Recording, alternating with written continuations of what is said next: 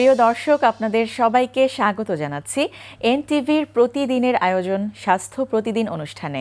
আপনাদের সঙ্গে আছি আমি ডাক্তার সানজিদা হোসাইন। দর্শক, যে বিষয়টি নিয়ে আজ আমরা আলোচনা করব সেটি হচ্ছে খেলাধুলাজনিত কারণে হাঁটু আঘাতপ্রাপ্ত হলে সেক্ষেত্রে প্রতিকারের কী উপায়। এই বিষয়টি নিয়ে আলোচনার জন্য আমাদের স্টুডিওতে আজ উপস্থিত আছেন একজন বিশেষজ্ঞ চিকিৎসক। চলুন পরিচিত হওয়া যাক আজকের অতিথির সাথে। ডাক্তার পারভেজ আহসান 1960 সালের আগস্ট মাসে ঢাকা জেলায় জন্মগ্রহণ করেন। তিনি 1986 সালে চট্টগ্রাম মেডিকেল কলেজ থেকে এমবিবিএস ডিগ্রি অর্জন করেন।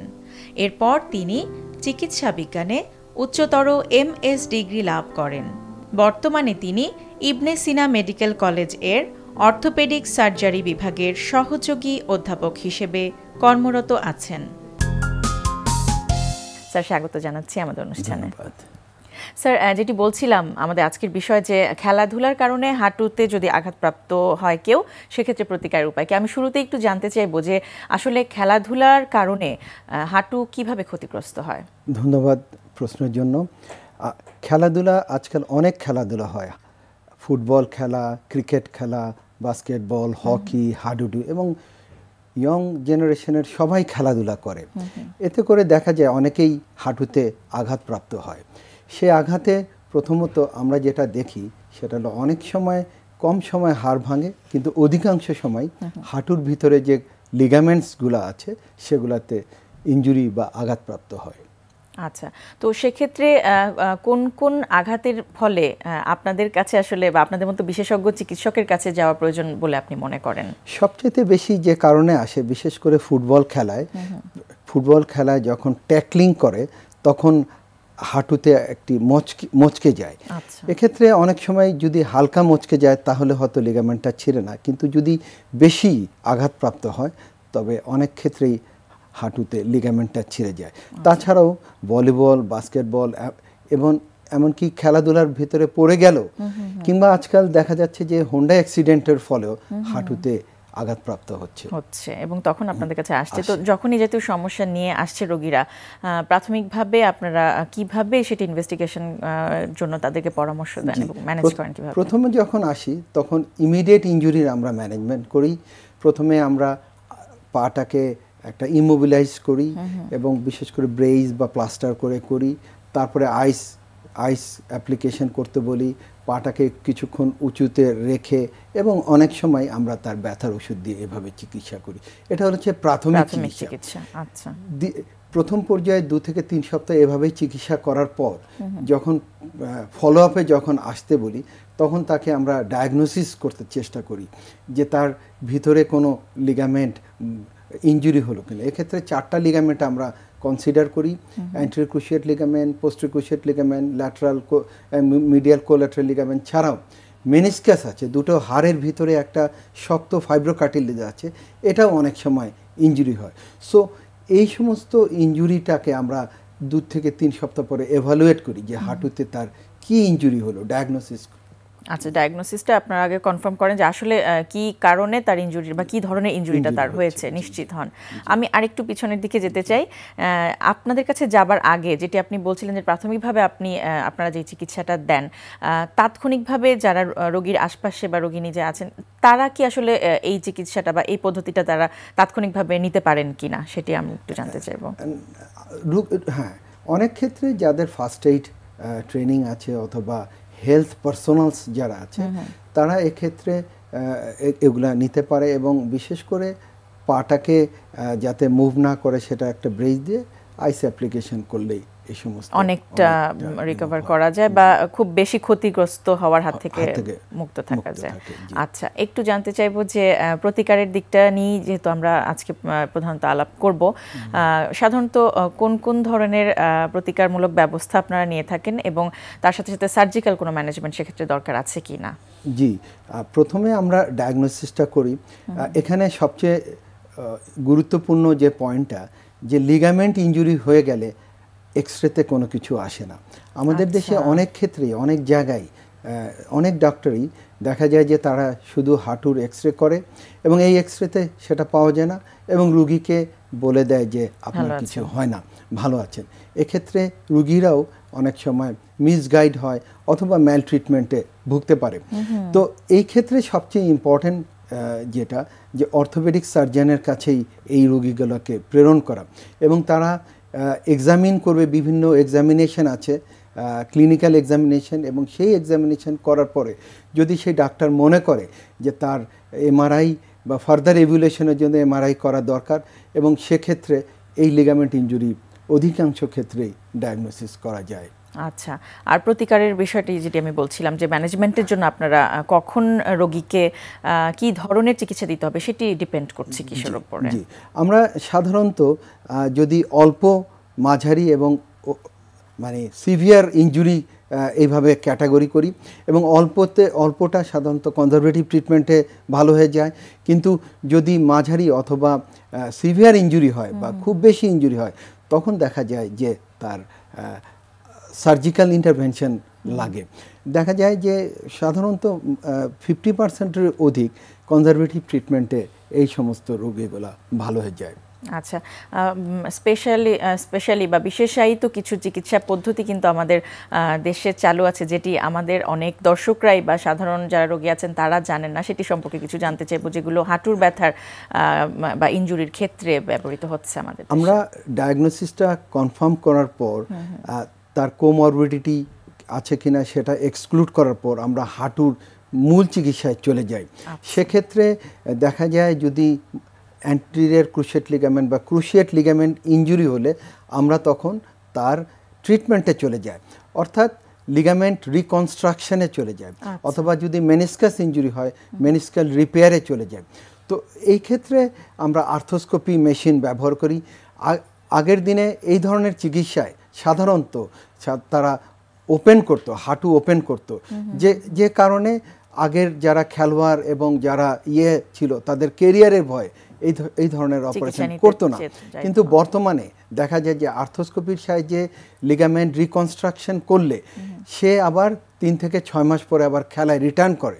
সেজন্য এখনকার যারা খেলোয়াড় অথবা যারা খেলে ইনজুরি হয় তারা অধিকাংশ এখন আর্থ্রোস্কোপিক সাহায্যে ট্রিটমেন্টটা আচ্ছা, এই যে আর্থ্রোস্কোপিক সার্জারি বা আর্থ্রোস্কোপিক ট্রিটমেন্টটা কি, এটি সম্পর্কে একটু জানতে চাই এবং কিভাবে করছেন আপনারা? আর্থ্রোস্কোপিক ট্রিটমেন্ট একটা মিনিমাম ইনভেসিভ সার্জারির একটা পার্ট, যেটা আর্থ্রোস্কোপিক মেশিন বা আর্থ্রোস্কোপ যেটা হাঁটুতে ছিদ্র করে মেশিন ঢুকিয়ে এবং সেখানে একটা ক্যামেরা ঢুকিয়ে হাঁটুর ভিতরের যে প্যাথোলজি সেটা ডায়াগনোসিস করে, এবং যে লিগামেন্ট ছিঁড়ে গেছে সেই লিগামেন্ট রিকনস্ট্রাকশনের জন্য এটা হেল্প করে। সাধারণত লিগামেন্ট রিকনস্ট্রাকশন যে সার্জারিটা, এটা আর্থ্রোস্কোপি দিয়েই আজকালকার আধুনিক চিকিৎসা করা হয়। কতদিন যাবত হাসপাতালে থাকার প্রয়োজন পড়ে এবং কতদিনের মধ্যে রোগী যিনি হচ্ছে আর্থ্রোস্কোপিক ট্রিটমেন্টটা নিয়েছেন তিনি পুরোপুরি সুস্থ বোধ করেন? এই আর্থ্রোস্কোপির অ্যাডভান্টেজটাই হচ্ছে এটা যে খুব কম দিন হাসপাতালে স্টে করা লাগে। হাসপাতালে স্টে করা এটা একটা অর্থনৈতিক ব্যাপার, এবং বেশি দিন স্টে করা মানসিক ব্যাপার, এবং অনেক ওষুধ ব্যবহার করা হয় যদি হাসপাতালে বেশি দিন স্টে করে। এটার সবচেয়ে ইম্পর্টেন্ট জিনিস হচ্ছে যে এখানে কোনো এই আর্থ্রোস্কোপিতে কোনো ইনফেকশন হয় না, এটার ফেইলিউর রেট খুবই কম, এবং রোগীর মানে ফলাফলও খুব অত্যন্ত ভালো। আচ্ছা, তো এই চিকিৎসাটা নেওয়ার পরে আপনাদের কি কোনো পরামর্শ থাকে রোগীদের প্রতি, বা কি ধরনের কিভাবে লাইফস্টাইল তারা বা জীবনযাপন করবেন সেটি আপনাদের পরামর্শে কি থাকে? পরামর্শের প্রথম পার্টটা হচ্ছে যে তার রিহ্যাবিলিটেশন প্রোগ্রামটা তাকে করতে হবে, এবং দেখা যায় যে হাঁটু ইনজুরি হলে হাঁটুর আশেপাশের মাংসগুলো শুকিয়ে যায়, সেজন্য রিহ্যাবিলিটেশন বা ব্যায়ামের একটা স্টেজ পার হওয়ার পরে তারপরে যদি খেলাধুলায় ফিরে যেতে চায় তাহলে 3 থেকে 6 মাস পরে ফিরবে। আর যদি নর্মাল ওয়ার্কে তাহলে 2 থেকে 3 সপ্তাহ পরেই সে নর্মাল ওয়ার্কে ফিরে যেতে পারে। এটাই হচ্ছে এই চিকিৎসার বড় অ্যাডভান্টেজ। আচ্ছা, আর ফলো আপে আপনারা কি দেখেন যখন রোগীদেরকে বলেন যে এতদিন পরে আসতে হবে, তখন কি দেখেন রোগীদের? ফলো আপের কতগুলো পয়েন্ট, যেমন তার মাংসগুলা শক্তিশালী হয়েছে কিনা, সেজন্য আমরা কোয়াড্রিসেপ বা হ্যামস্ট্রিং বিল্ডিং এক্সারসাইজ দেই। তারপরে নি মুভমেন্টটা ঠিকমতো আছে কিনা, এবং সে কাজে ফিরে যাওয়াটা স্টেজটা আমরা তাকে বলে দিই যে তখন সে যেতে পারবে। আর আরেকটা জিনিস হচ্ছে সে কোনো তার আগের কাজই সে নরমালি করতে পারে, এটা হচ্ছে সবচেয়ে বড় অ্যাডভান্টেজ এই চিকিৎসার। আরেকটু জানতে চাইবো যে দেখা যাচ্ছে কিন্তু এই জাতীয় চিকিৎসা নেয়ার ক্ষেত্রে আমাদের রোগীরা খুব ঘন ঘনই দেশের বাইরে যাচ্ছেন, বা এরকম চিকিৎসা বাংলাদেশে আছে কিনা, পুরোপুরি স্কিল ডক্টর এখানে আছে কিনা, সেটি সম্পর্কে অনেকে সন্দেহ প্রকাশ করছেন। তাদের প্রতি আপনার পরামর্শ কি থাকবে? ধন্যবাদ এই কোশ্চেনটা করার জন্য।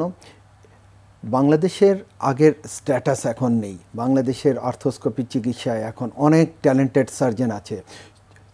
রোগীদের প্রতি আমার আহ্বান, আপনারা অহেতুক কারণে লিগামেন্ট ইনজুরির জন্য বিদেশে শরণাপন্ন হবেন না। বাংলাদেশের এখন আর্থ্রোস্কোপিক সার্জারি অত্যন্ত সাকসেসফুলি এবং সার্থকভাবে এটা করা হয়ে থাকে, এবং আপনারা যে কোনো বড় বড় হসপিটালেই এটা অ্যাভেলেবেল আছে। এবং বিশ্বমানের এই চিকিৎসা পদ্ধতিটা মানসম্মত উপায়ে এবং বরং তার চেয়ে অনেক কম খরচে আমাদের দেশে আমাদের রোগীরা পাবেন। এবং আপনারা আশ্চর্য হবেন যে বাংলাদেশের এখন অনেক জায়গায় আর্থ্রোস্কোপিক সার্জারি করা হয়ে থাকে, এবং আপনার নির্ভয়ে এই আর্থ্রোস্কোপিক সার্জারি বাংলাদেশে করতে পারেন। স্যার চমৎকার বললেন, অনেক অনেক ধন্যবাদ আপনাকে। প্রিয় দর্শক, আমরা শুনছিলাম খেলাধুলার কারণে আঘাতজনিত হাঁটুর সমস্যাতে প্রতিকারের কি ব্যবস্থা রয়েছে, সেই বিষয়টি নিয়ে বেশ কিছু গুরুত্বপূর্ণ তথ্য, বেশ কিছু গুরুত্বপূর্ণ পরামর্শ আমরা শুনলাম আমাদের আজকের অতিথির কাছ থেকে। আশা করছি আপনাদের উপকারে আসবে। আজকে আমরা দেখাবো অ্যাবজের একটা মুভমেন্ট, এটাকে আমরা ফোকাস করবো অবলিক্সকে। তবে এক্সারসাইজটা মানে কম্পেয়ার যে অন্য এক্সারসাইজ যদি কম্পেয়ার করি তাহলে জিনিসটা খুব ইজি। এটা যে কেউ বাসাতেও আপনি এক্সারসাইজটা করতে পারবেন। এই জন্য যে প্রয়োজন পড়বে শুধুমাত্র একটা ডাম্বল, এবং যখন আপনি সময় পান, যখন আপনি মনে করবেন আপনার বডি একটু রেডি, তখনই যদি আপনি এক্সারসাইজটা করে আপনি এটা থেকে ভালো একটা বেনিফিট আপনি পাবেন। আর মেয়েরাও এক্সারসাইজটা যদি করে পিক আপ করে ভালো সুবিধা পাবে, কারণ এক্সারসাইজটার ভিতরে কোনো কমপ্লিকেশনস নেই, খুব ইজিলি এক্সারসাইজটা আপনি করতে পারবেন। এখন দেখবেন যে এক্সারসাইজটা আমরা কীভাবে করবো। ওকে সাদা একটা নেবেন, ডাম্বল নেবেন, ধরুন আপনি যদি ডান হাতে নেন তাহলে ফোকাস করবেন আপনার বাঁ দিকে যাবে না। খেয়াল করবেন যে পিটি যখন করতাম আমরা এই বেলায় ছোটোবেলায় স্কুলে, সেই ধরনের একটা মুভমেন্ট কিন্তু এখানে করে আসবে, চলে আসবে। এক্সারসাইজটা খুবই ইজি, কিন্তু খেয়াল করবেন হাঁটু আপনি কিন্তু ভাঙবেন না। হাঁটু না ভেঙে যতটুকু আপনি যেতে পারে, যত ফ্লেক্সিবিলিটি আপনার আছে ততটুকু আপনি ইউজ করবেন। ওভার স্ট্রেনিং করবেন না। অনেকে দেখা যাবে যে আমি যদি বললাম যে হাঁটু ভাঙবেন না, এই জন্য কোমর থেকে প্রেশার দেবেন, এটা দেবেন না, তাহলে কিন্তু কোমরে ব্যথা হয়ে যাবে। জিনিসটা ফোকাস করবেন আপনার পেট দিয়ে, মুভমেন্টটা হবে পেটের মাসেলটাকে কন্ট্রাকশন করবেন, তখন মুভমেন্টটা হবে, কিন্তু পিছন থেকে হবে না। আপনার ইয়ের থেকে কোনো মুভমেন্ট হবে না, কোমর থেকে কোনো মুভমেন্ট হবে না, আপনার ইয়ের থেকে কোনো মুভমেন্ট হবে না, পা থেকে কোনো মুভমেন্ট হবে না। পা অথবা কোমর থেকে যদি মুভমেন্ট হয় তাহলে আপনার ইনজুরি হবে। এখন দেখেন যে কীভাবে এক্সারসাইজটা আমরা করছি। ইয়েস, যখন সে যাচ্ছে নিঃশ্বাস ছাড়বে, যখন উঠবে নিঃশ্বাস নিবে, ছাড়বে নেবে, ছাড়বে নেবে। যখন সে যাচ্ছে সে কিন্তু স্ট্রেট নিচের দিকে যাচ্ছে না, সে একটু অ্যাঙ্গেল হয়ে যাচ্ছে। অ্যাঙ্গেলের রিজনটা হচ্ছে তার অ্যাবজেরও হবে, এটা হবে, কাজটা হবে, এর সাথে কাজটা হবে অবলিক্সে। ইয়েস, ওকে। এটা খুবই ইজি একটা মুভমেন্ট। অন্যান্য অ্যাবজের যে সমস্ত মুভমেন্টগুলো খুবই একটু মানে কমপ্লিকেটেড এবং হার্ড, কিন্তু এক্সারসাইজটা খুব ইজিলি কিন্তু আপনি করতে পারবেন। ওই হাতে করো, okay go. Yes, very very easy exercise. অন্য এই এক্সারসাইজ করতে আপনি কোনো জায়গায় শুই করতে হবে না, শুতে হবে না, কোনো দরকার নেই, প্রিপারেশন দরকার নেই। জাস্ট একটা ওয়েট নিয়ে আপনি এই মুভমেন্টটা 10 করলে 20 বার করে করলেই যথেষ্ট। ওকে ওকে, খেয়াল রাখবেন যে এইটা যে করলেন, মানে মুভমেন্টটা করলেন, এটা কোনো এক্সারসাইজ প্রোগ্রামের সাথে আপনাকে করার কোনো প্রয়োজন নেই। যেন আপনি এক্সারসাইজ করার পরে যখন আপনি অ্যাবজ এক্সারসাইজ করবেন তখন যে করতে হবে এমন কোনো কথা নেই। এটা যে কোনো সময় যে কোনো জায়গাতেই আপনি এক্সারসাইজটা করতে পারবেন। আর যেহেতু এটার জন্য কোনো অ্যাপারেটাস খুব একটা প্রয়োজন নেই, আপনি বাসাতেও জাস্ট একটা ডাম্বেল দিয়ে এক্সারসাইজটা করতে পারবেন। প্রিয় দর্শক, শিশুদের খাদ্য তালিকায় কি খাবার দাবার থাকা উচিত, তাদের পুষ্টির জন্য, তাদের বৃদ্ধির জন্য কোন কোন পুষ্টিকর খাবার তাদের দৈনিক খাদ্য তালিকায় থাকা প্রয়োজন, তা নিয়ে চলুন শুনি একজন পুষ্টিবিদের পরামর্শ। জন্ম থেকে মৃত্যু পর্যন্ত যে শব্দটি আমাদের জীবনের সাথে ওতপ্রোতভাবে জড়িত, তাই হলো পুষ্টি। এই পুষ্টি ছাড়া প্রতিনিয়ত কোনো একটি সময় আমরা কিন্তু চলতে পারবো না। জন্ম থেকে মৃত্যুর আগ পর্যন্ত পুষ্টি ছাড়া একজন মানুষ চলতেই পারবে না। আর সর্বদা পুষ্টির কথা যদি বলে থাকি, তাহলে সর্বোৎকৃষ্ট পুষ্টি হলো দুধ। দুধ বা দুধ জাতীয় জিনিস আমাদের জন্ম থেকে মৃত্যুর আগ পর্যন্ত খুব স্বাভাবিকভাবে পুষ্টি চাহিদা পূরণ করতে পারে, কিন্তু আমাদের না জানার কারণে আমরা জীবন থেকে এই অধ্যায়টিকে বাদ দিয়ে রেখেছি। হ্যাঁ, জন্মের পরবর্তী সময় তো মায়ের দুধ ছাড়া একজন শিশুর বৃদ্ধি আমরা চিন্তাই করতে পারি না, কিন্তু শুধু কি তাই, জন্মের পরবর্তী সময় থেকে নিয়ে প্রতিটা ধাপে ধাপে কিন্তু দুধের চাহিদা আমাদের থাকবে। বাড়ন্ত শিশুর যেমন দরকার, টিনেজদের যেমন তাদের যেমন দরকার, তেমনি বয়স্ক যারা আমরা 30 থেকে 40-এর ভেতরে বয়স যাদের, প্রত্যেকের জন্যই কিন্তু দুধের কথা স্বীকার করতেই হবে। প্রত্যেকের পুষ্টি চাহিদা পূরণ করতে হলে এই দুধের কোনো বিকল্প নেই। কিন্তু আমরা কেন জানি না এই একটি অতি পরিচিত এবং নিউট্রিশনে পরিপূর্ণ একটি খাবারকে সবসময় খাদ্য তালিকা থেকে বাদ দিয়ে থাকি। এবং আগে একটা সময় ছিল যখন আমরা প্রতিদিন পরিবারের সাথে একসাথে বসে দুধের খাওয়ার একটা আলাদা সময়ও ছিল, যেখানে দাদা দাদি মা বাবা প্রত্যেকে বসে দুধ বা দুধের তৈরি একটা খাবার না খেলেই যেন নয়। এখন কিন্তু আর সেরকমটি দেখা যায় না। আমাদের শিশুরা এখন অন্যান্য অনেক খাবারে অভ্যস্ত হয়ে গেছে, আমরা তাদেরকে অনেক ধরনের খাবার দেই, আমরা ফাস্টফুডের প্রতিযোগিতায় নেমে গেছি, অনেক বাজে খাদ্যাভ্যাস, চিপস জুস সব কিছু দেই, কিন্তু ভুলেই গেছি দুধের মতো একটি উপকারী খাবারের কথা। যদি পুষ্টির কথা বলি তাহলে দুধ হলো সর্বোৎকৃষ্ট এবং ক্যালসিয়ামে পরিপূর্ণ একটি খাবার, যেটা আমার একটি বাড়ন্ত শিশু থেকে শুরু করে মৃত্যুর আগ পর্যন্ত একটা মানুষের ক্যালসিয়ামের চাহিদা এবং প্রোটিনের চাহিদা পূরণ করে থাকে। দুধের প্রোটিন, যার নাম হলো ক্যাজিন, এবং দুধের প্রোটিন আমি কখনোই আর অন্য কোনো খাবার থেকে পরিপূরক হিসেবেও পাবো না। যাদের ডায়াবেটিস আছে, ডায়াবেটিসের রোগীর জন্য সবসময় দুধের প্রোটিনটি খুবই জরুরি। ইনসুলিন যারা নিয়ে থাকেন তাদের ইনসুলিনটি কাজ করতে সাহায্য করে এই দুধের প্রোটিন।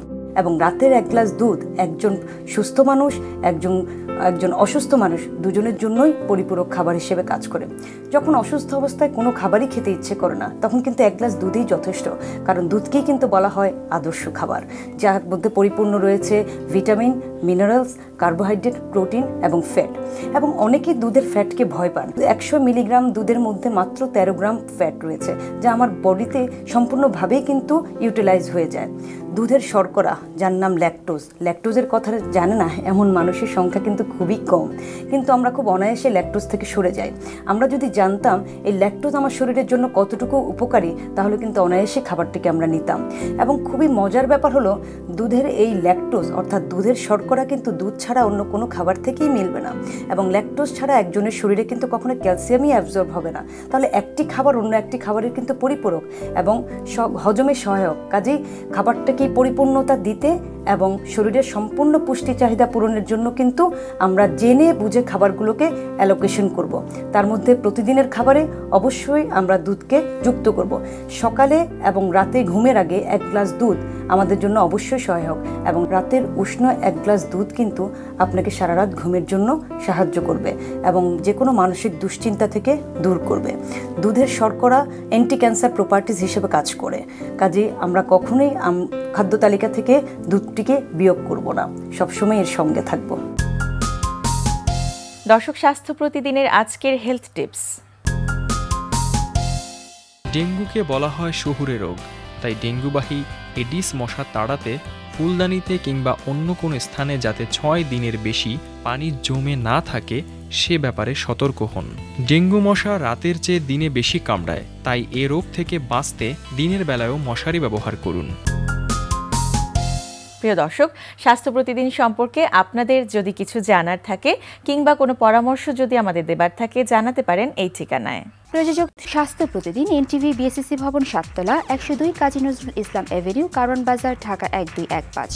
ফ্যাক্স 914338 থেকে 7 পর্যন্ত, অথবা ইমেইল করুন স্বাস্থ্যপ্রতিদিন@ntvpt.com এই ঠিকানায়। দর্শক, স্বাস্থ্য প্রতিদিনের আগামী পর্বে আপনাদের জন্য যা থাকছে। সাধারণত সব বয়সের মানুষেরই হতে পারে, তবে ইয়াং অ্যাডাল্টদের বেশি হয় এই রোগটা। তো প্রথম হচ্ছে যে কিছু ভাইরাল ইনফেকশনের জন্য হতে পারে, ব্যাকটেরিয়াল ইনফেকশনের জন্য হতে পারে, আবার কিছু মেকানিক্যাল অবস্ট্রাকশনের জন্য এই সাইনাসাইটিস হতে পারে, যেমন নাকের হাড় বাঁকা, ডেভিয়েটেড নেজাল সেপ্টাম বলা হয় এটাকে। তারপরে হাইপারট্রফি ইনফিরিয়র টার্মিনেট, বা বাংলায় বলা হয়, আমাদের অনেক রোগীরা বলে থাকে যে মাংস বৃদ্ধি হয়েছে, এটার জন্য হতে পারে। হ্যাঁ, নেজাল এই ব্লকেজের জন্য, মানে ডিউ টু অবস্ট্রাকশন, যখন ম্যাক্সিলারি সাইনাস বা যে কোনো সাইনাস যদি ড্রেনেজটা ঠিকমতো না হতে পারে, তখন এই রোগটা হতে পারে আর কি। প্রিয় দর্শক, বিশ্বের যে কোনো প্রান্ত থেকে যে কোনো সময় আপনাদের পছন্দের অনুষ্ঠান স্বাস্থ্য প্রতিদিন দেখতে চাইলে ভিজিট করুন আমাদের পূর্ণাঙ্গ ওয়েব পোর্টাল www.ntvbd.com। আজ এ পর্যন্তই। সবাই ভালো থাকুন, সুস্থ থাকুন। আগামীকাল আবারও দেখা হবে ঠিক একই সময় এনটিভি পর্দায়।